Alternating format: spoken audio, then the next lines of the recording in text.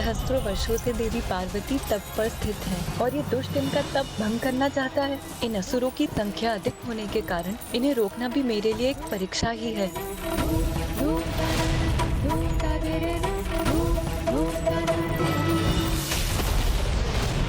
वो अकेले नहीं निपटेंगी इन असुरों से। माता सरस्वती के स्वर से मुझे उनके कोप का आभास हो रहा, किंतु माता करने क्या जा रही है?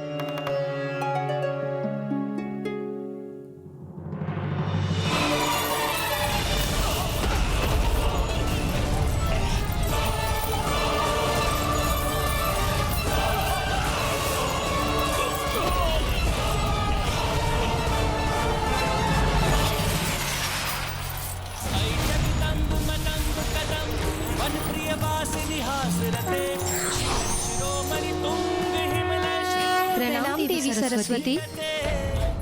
अब ये तृतीय देवी कहां से उत्पन्न हुई? और ये क्या वीणा? ये देवी संगीत वादन करने जा रही है।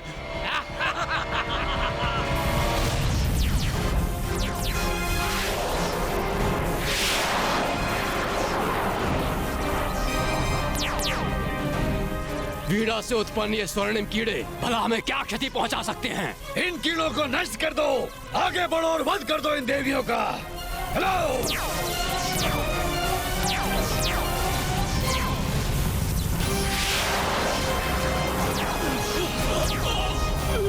अरे हम तो बंदी बन गए। इन स्वर्णिम कीड़ों ने हमें बंदी बना लिया।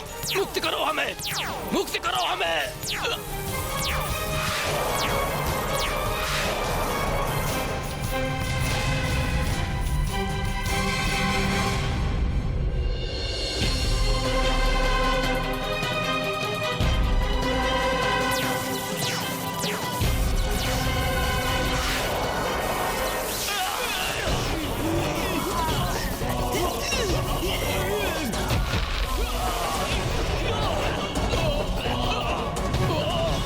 संकट टल गया, अन्यथा देवी पार्वती की तपस्या भंग हो सकती थी।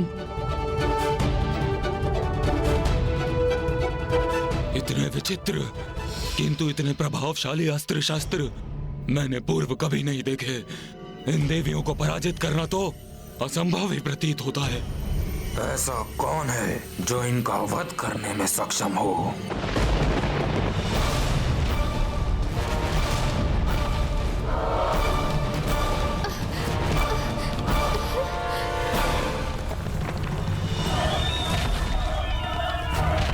अब कौन आ रहा है यहाँ, जिसके पश्चात से ये भूमि कंपित हो रही है?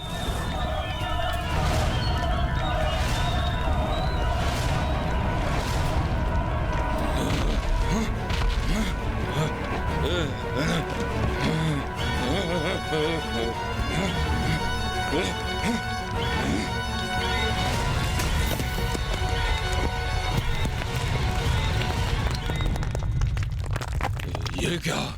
महाराज तारकासुर ने महाअसुर अबुआ को भेजा है।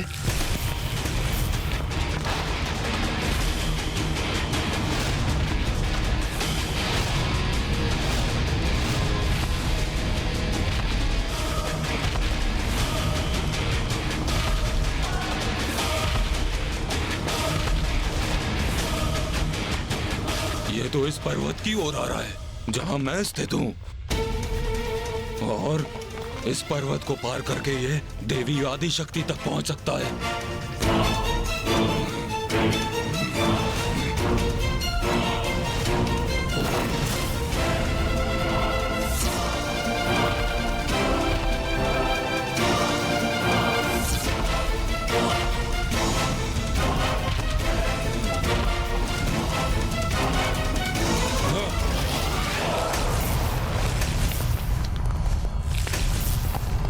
नहीं, पुनः हार नहीं हो सकता मैं।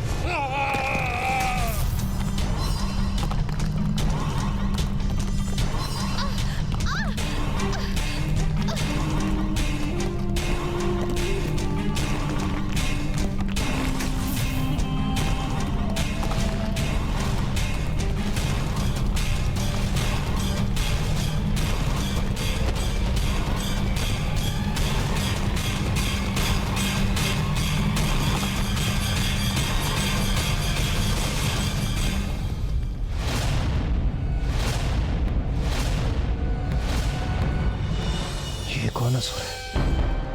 माता लक्ष्मी और माता सरस्वती तो उड़ते असुरों से निपट रही है। अब ये एक और नवीन असुर उत्पन्न हो गए। मुझे भय है कहीं असुर माता की तपस्या न भंग कर दे। यदि देवी पार्वती अपनी तपस्या से उठने के लिए विवश हुई तो वो महादेव की परीक्षा में कभी सफल नहीं हो पाएंगी।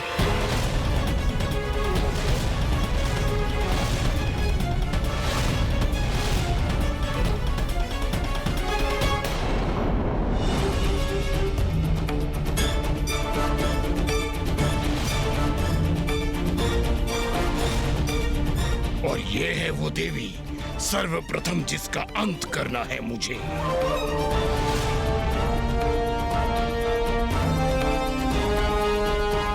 तो ये सब हो रहा है यहाँ देवियों, किंतु क्या तुम देवियों को यह ज्ञात नहीं कि महाराज से प्रतीक्षा करवाना सर्वथा अनुचित है?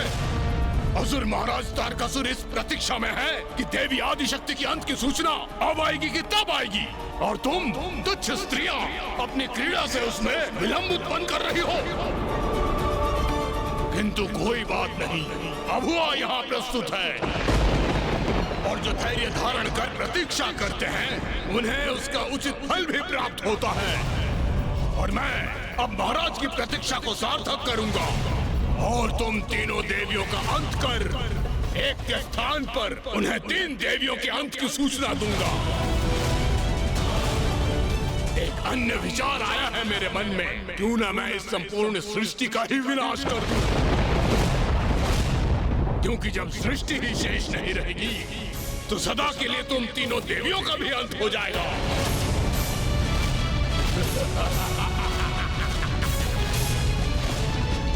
विभाजन अस्त्र, विभाजन अस्त्र।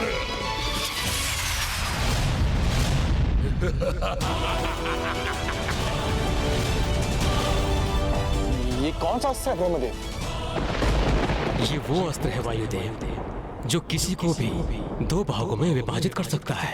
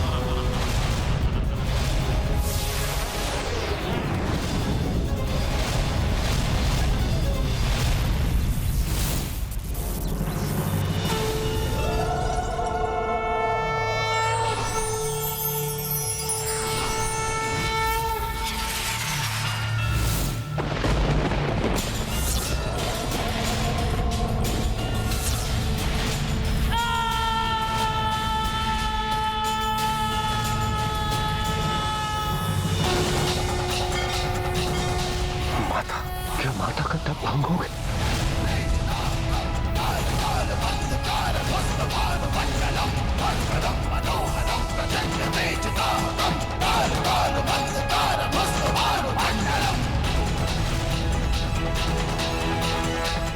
जिसका भय था वही हो, माता की तपस्या भंग हो गई।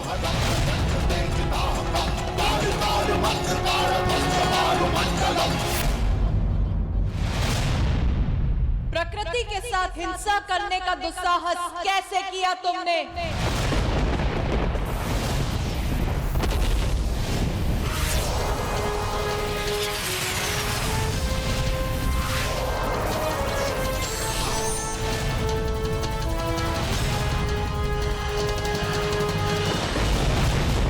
प्रकृति के साथ जो रोष उत्पन्न करता है उसका यही यही परिणाम होता है, सर्वनाश।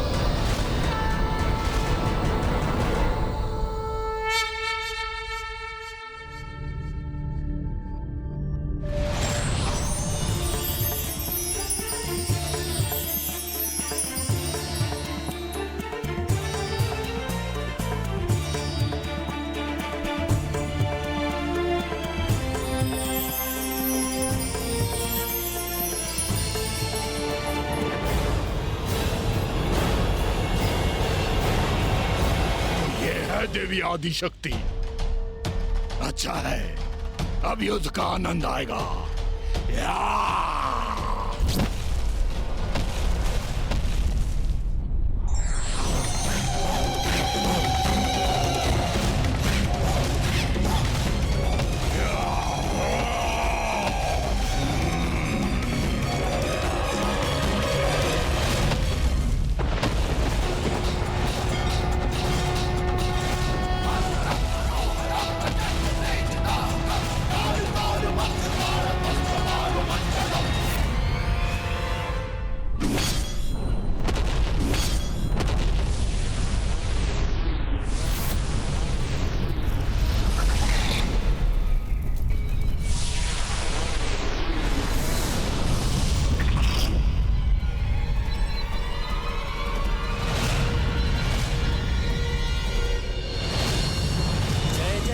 महिषासुरमर्दिनि रम्य कपर्दिनि शैलसुते मधु मधुरे मधु कैटभ गंजिनि रासरते।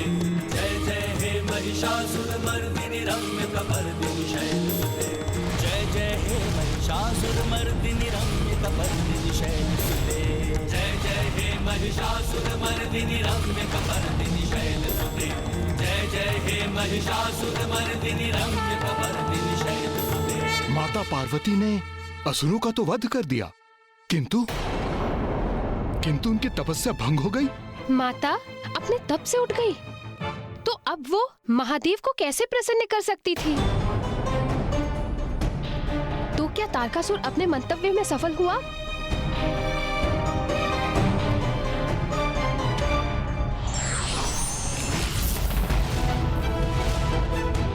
जिसका भय था वही हुआ।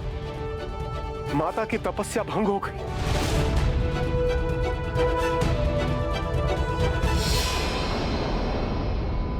माता तो अपने स्थान से उठी ही नहीं थी।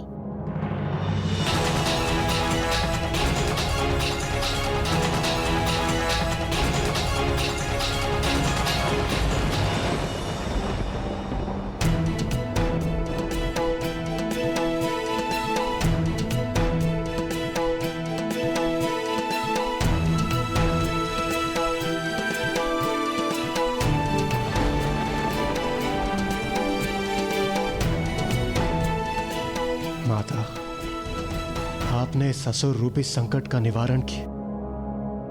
आपको कोटि कोटि धन्यवाद। उचित, बहन पार्वती का तप खंडित नहीं हुआ।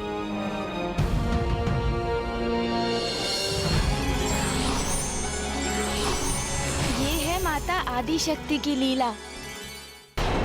माता पार्वती का तप भंग भी नहीं हुआ और असुर सेना का सर्वनाश भी हो गया, किंतु माता पार्वती का तप अभी संपन्न नहीं हुआ था।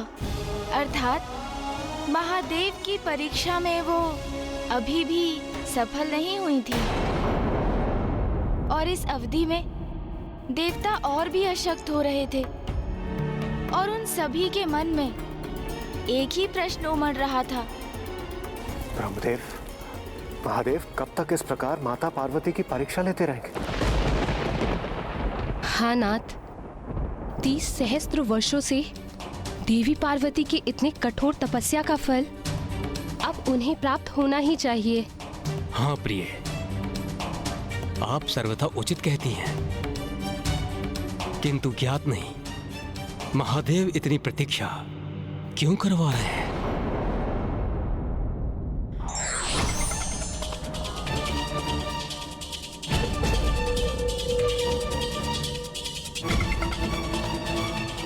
प्रणाम नारायण। देवराजेंद्र, अब और विलंब उचित नहीं। अब समय आ गया है कि आप सभी देवता एकत्रित होकर महादेव के समक्ष प्रस्तुत हों और उनसे विनती करें कि वो देवी पार्वती की परीक्षा संपन्न करें। उचित है नारायण।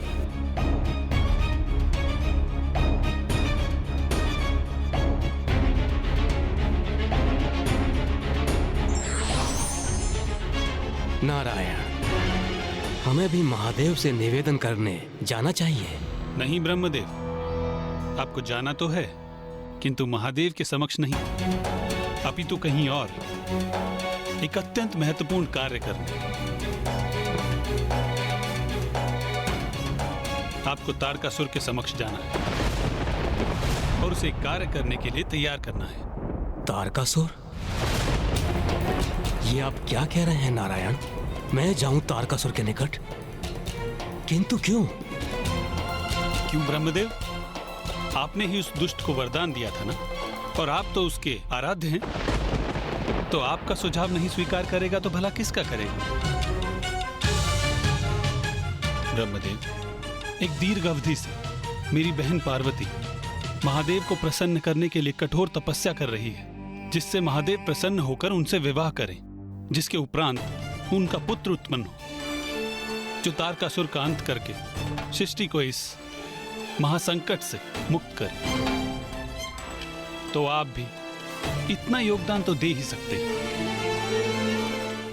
ब्रह्मदेव, आप स्मरण रखिए, प्रत्येक बार जब भी आपने या महादेव ने किसी असुर को वरदान दिया है और जो उससे संकट उत्पन्न हुआ, उसका निवारण मैंने अथवा मेरी बहन ने ही किया है।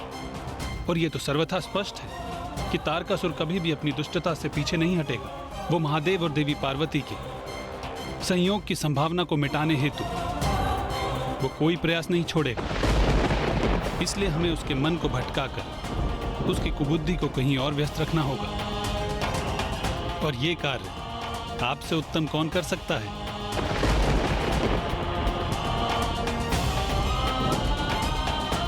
माता पार्वती को और कितने कष्ट सहने हो? नहीं इंद्रदेव, पार्वती की परीक्षा अभी पूर्ण नहीं हुई है। प्रभु, कोई तो राह दिखाई।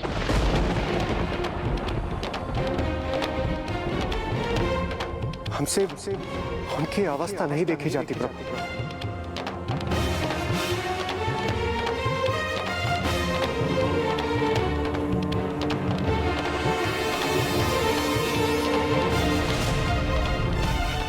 तो अब क्या करने जा रहे थे महादेव?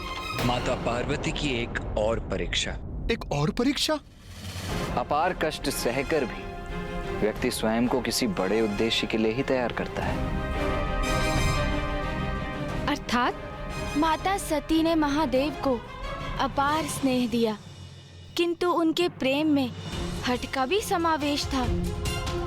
और माता पार्वती को भी महादेव से प्रेम था, किंतु क्या उनका प्रेम हठ, ईर्ष्या, क्रोध, अहंकार आदि मानवीय संवेदनाओं से ऊपर था? अब इसकी परीक्षा महादेव लेने वाले थे। महादेव परीक्षा लेने वाले थे? परंतु कैसे गुणेश जी? ओम